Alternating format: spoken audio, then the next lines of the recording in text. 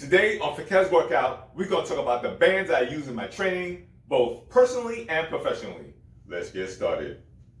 Now we have to start with the tubular bands because I've been using these for about 20 to 25 years. And these bands have handles attached to them.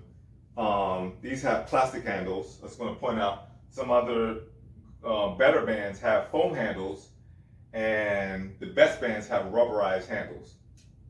Okay, a good set of bands will start anywhere from 3, 4, 5, 6 resistance levels and work up to as many as 10. Okay, 10 different resistance levels in 10 different colors. All right. Now some of the bands are in protective sleeves, which are great for the thin bands. So if they pop, the band will pop inside the sleeve and it won't hit you in the face. That's a great safety feature. All right. Also, some of the bands have detachable handles. All right, and which will allow you to have one set of handles with different color bands and different resistance level bands. More importantly, to attach and swap out based on the application. So those are tubular resistance band with the handles. All right. Then we have these flat closed loop bands. All right. Anywhere from 1/4 of an inch. All right.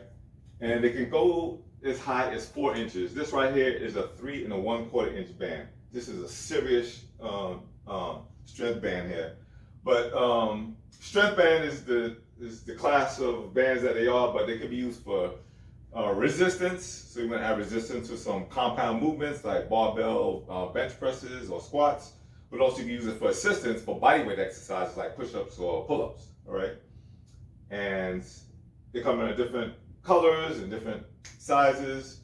So I recommend have a few different sizes to add to your toolbox or your toy box. And then we have these other specialty closed loops. All right.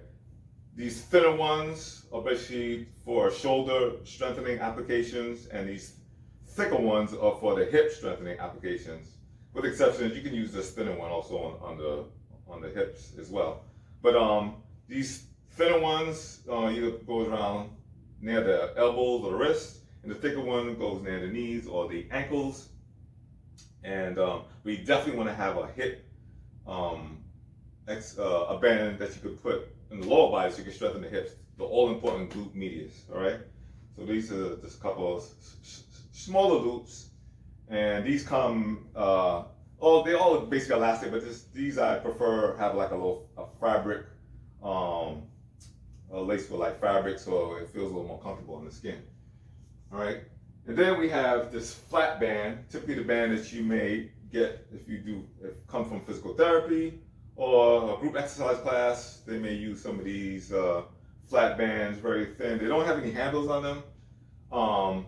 Typically, when I have a client who was a patient and they had these, and I introduced them to the one with the handles, they actually prefer the ones with the handles, but these can be just as effective.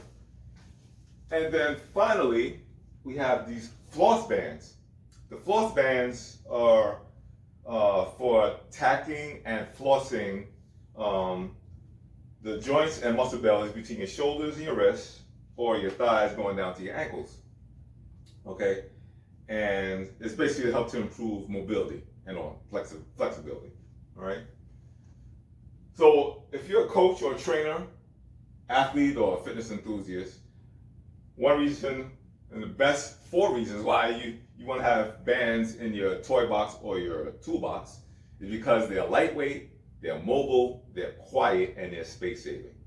You can't beat that. So these are the bands that I use in my training on Fakez Workout.